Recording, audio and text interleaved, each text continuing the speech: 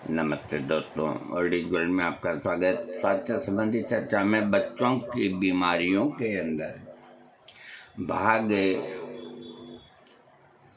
करीब 8वां होगा। देखो, इसमें कोई गलती हो भी जाए ना तो कोई उसको मतलब। इसके पहले मैंने बच्चों का ये श्वास रोग संबंधी डिजीज दी, और अब मैं दे रहा हूँ स्पेशली आपको छोटे बच्चों के अंदर जो घुंडी खांसी होती है, उसे घुंडी खांसी देसी भाषा के अंदर कहते हैं। इसका परिचय, सांस की नली में जलन के साथ सांस लेने में कठिनाई होती है। कभी कभी सांस की नली में दूसरी झिल्ली की परत जम जाती है, इसे घुंडी खांसी कहते हैं। घुंडी खांसी दो तरह की होती है, कृत्रिम और प्राकृतिक। कृत्रिम घुंडी खांसी बच्चों को एकाएक हो जाती है। इस रोग में बच्चा सोया रहता है और एकाएक गले में सुरसुराहट उत्पन्न होकर नींद खुल जाती है और सांस में रुकावट उत्पन्न होकर साए साए की आवाज़ निकलने के साथ गले में गड़गड़ाहट की आवाज़ होती है। प्राकृतिक घुंडी खांसी में पहले बच्चे को सूखी खांसी आती है और ऐसी खांसी उत्पन्न होती है जिसमें खांसते बेहोशी की स्थिति उत्पन्न हो जाती है। इस खांसी में बार बार खांसने से गला फट जाता है, गले में दर्द होता है, शरीर अचानक गर्म हो जाता है। इस रोग में बच्चे की आवाज़ कुत्ते की आवाज़ की तरह हो जाती है, तो इसका मतलब घुंडी खांसी कुत्ता खांसी करीब करीब एक ही चीज है। अब औषधि के अंदर प्रथम औषधि एकोनाइट। दोनों प्रकार की खांसी के अंदर एकोनाइट सबसे पहले देना चाहिए। लड़का बेचैन रहता है, बुखार तेज रहता है, तो एकोनाइट 3x 15-15 मिनट में 2-3 खुराक देना चाहिए। अगली दवा स्पंजिया।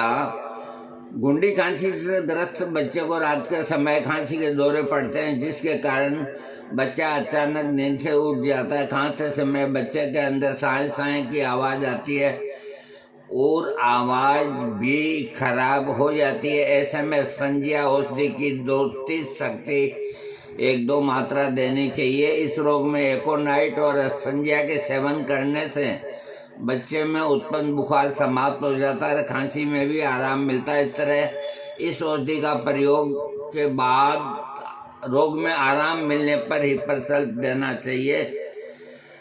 हिपरसल्फ का 6 पोटेंसी में प्रयोग करना चाहिए। देखिए, ये डॉक्टर बोनिन हासन का एक छोटे बच्चों का ट्रिक है, मुझे अच्छी तरह से याद है, मैंने पढ़ा है। तो उस डॉक्टर के पास बाहर के रोगी ज़्यादा आते थे। आसपास गांवों के रोगी, छोटे बच्चों के और के सब तरह के वो ज़्यादा आते थे, शहर के कम आते थे। तो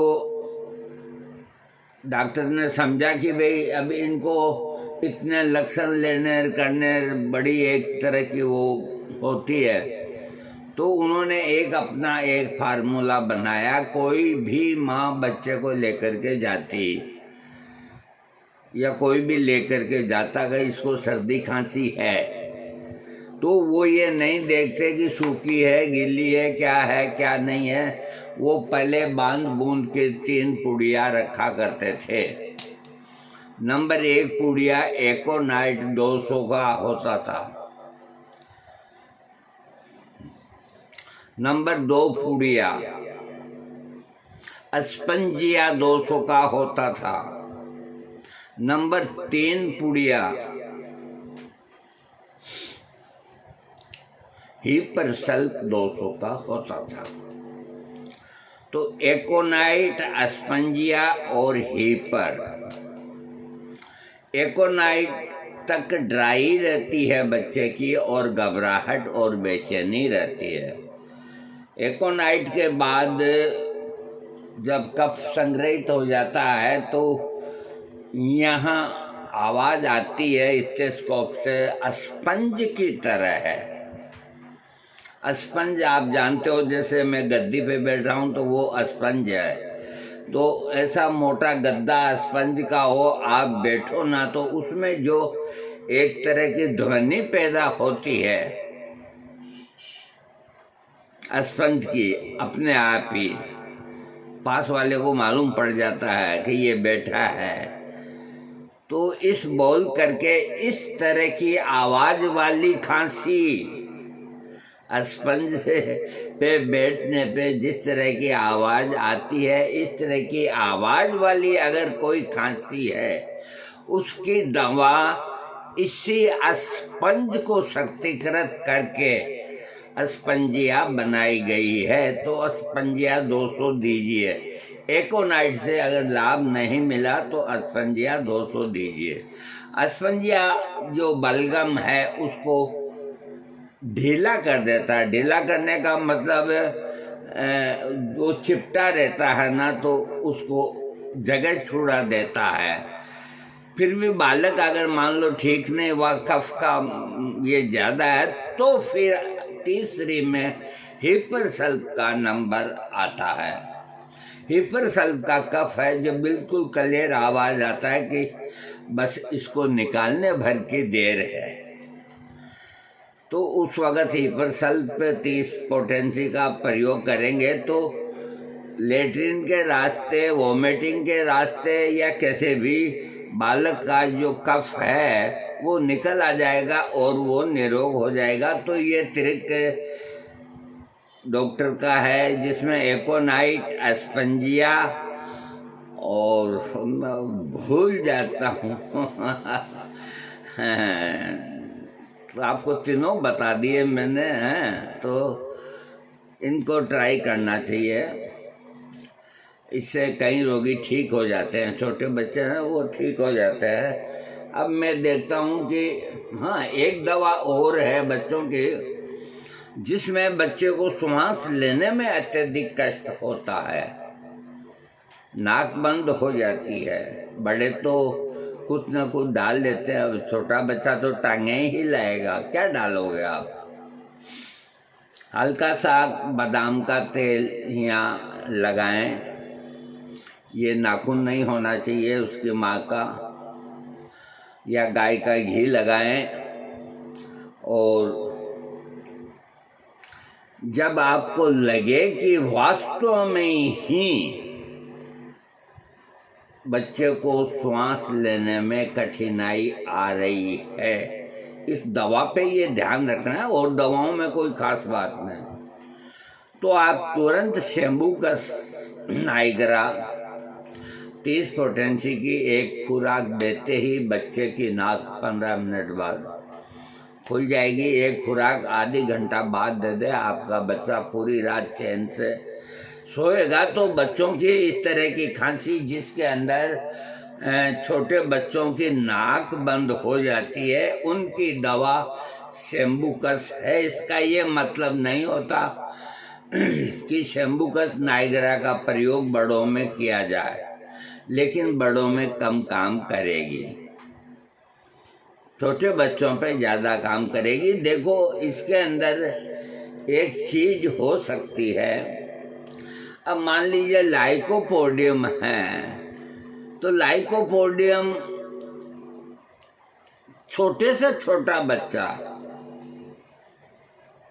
यूँ मान लो 4-6 घंटे का ही हो, तो भी लाइकोपोडियम दे सकते हैं, उसकी पोटेंसी बहुत कम करके, है ना। और बड़ा होने के बाद में कितना ही उसको दो। कुछ दवाइयाँ ऐसी होती है कि एक तो ये लेकेसिस, एक ये शैम्बुकस, तो इसमें थोड़ा गौर करके ध्यान से देख लेना चाहिए कि बच्चे का नाक बंद है या नहीं। अगर बंद है, ये हो चाहे ये हो, आप शैम्बुकस दीजिए। वैसे अगर मान लो आपने गलती से भी 1-2 खुराक दे दिया, ऐसा कोई नुकसान नहीं होना, लेकिन ये इस दवा के साथ हिदायत है। और साथ में अगर कोई हिदायत हो तो उसे बताना तो अति आवश्यक होता है। अब मैं आपको अगली दवा है ब्रोमीन। यदि सांस नली में नकली झिल्ली की परत बनकर मोटी हो गई, बच्चे को सांस लेने में कठिनाई हो रही हो, ऐसे लक्षणों में बच्चे को ब्रोमीन औषधि की 3 पोटेंसी का सेवन कराते रहने से लाभ मिलता है। अगली दवा एंटीम टार्ट।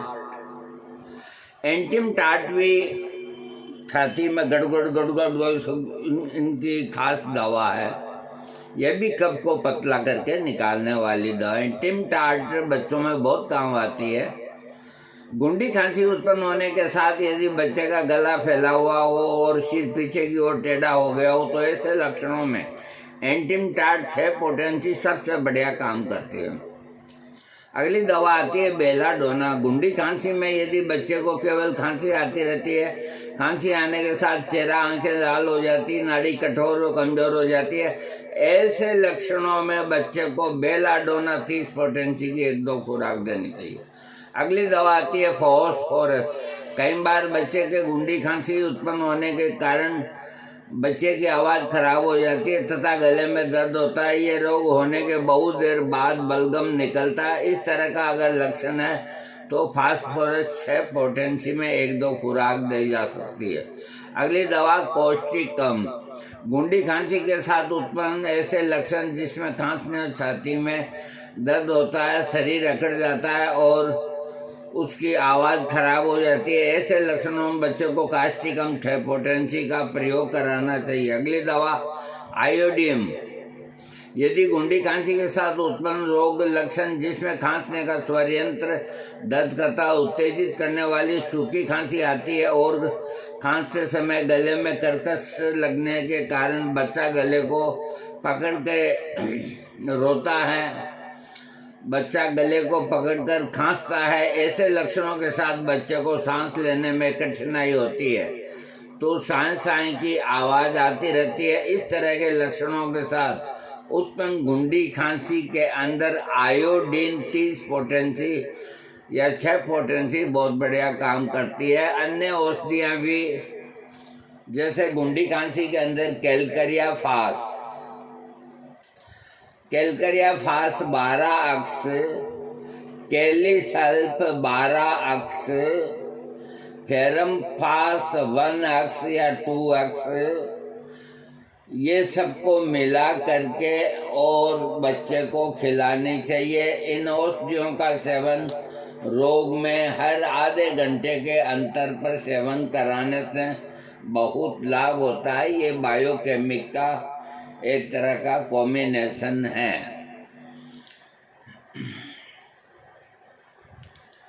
अब मैं ये देख रहा हूँ, एक हूप खांसी होती है, हूप पार्टुसिनियस मेफाइटिस, ये बच्चे को होने वाली लार युक्त खांसी है। इस तरह की खांसी में लंबी सांस लेने पर हूप शब्द निकलता है। ये रोग उत्पन्न होने पर 2-4 सप्ताह से लेकर लगभग 6 महीने तक रह सकता है, लेकिन ये रोग अधिक दिनों तक रहने पर बच्चे को टीबी रोग हो जाने की संभावना बनी रहती है। दूध हूप खांसी उत्पन्न होने पर उसके उपचार के लिए अन्य औषधि की उपयोग करने से पहले पार्टुसिन औषधि की 30 शक्ति की मात्रा 3-4 बार देने के बाद ही अन्य औषधि देनी चाहिए। पार्टुसिन नाम की जो दवा है 30 पोटेंसी, वो इस रोग की खास दवा है। सप्ताह तक के इस औषधि का प्रयोग करने के बाद भी यदि कोई लाभ न हो तो मेफाइटिस औषधि 30 पोटेंसी का 2-2 घंटे में 1-8 खुराक का प्रयोग करना चाहिए। अगली दवा ड्रोसेरा आती है। यदि हूप खांसी बच्चे को बार बार होती है और रोग के साथ अन्य लक्षण जैसे उल्टी करना, पीले रंग के बलगम तथा खांसी के साथ दर्द होना और आवाज़ का खराब हो जाना, विशेष करके आधी रात के बाद ऐसे लक्षण हो तो बच्चे को ड्रोसेरा 30 की 1 खुराक देनी चाहिए। यदि हूप खांसी आने पर गले में अधिक खिंचाव महसूस हो रहा हो तो विभिन्न औषधियाँ जैसे क्यूप्रम 6 पोटेंसी, इपिकाक 6 पोटेंसी, मेफ्लेलिस 3x का चूर्ण, belladonna 3 potency, hydrocyanic acid 3x तथा एंटीमटाड 6x को बीच बीच में देते रहना चाहिए। सबसे अच्छा है कि अगर बच्चा उलझ गया है हुक खांसी के अंदर तो उसको बाल बच्चे का जो डॉक्टर है उसी को ही दिखाइए, है ना। आजकल सब साधन है वो निकाल देते हैं जो भी है, और घर पे रिस्क न लें। और अब ठीक है, ऐसी जगह फंस गए न कोई डॉक्टर न कुछ हो रहा है तो होम्योपैथी का सहारा है। घरेलू एक तुलसी के पत्ते का 2 तुलसी के पत्ते का रस 2 बूंद रस निकलना चाहिए।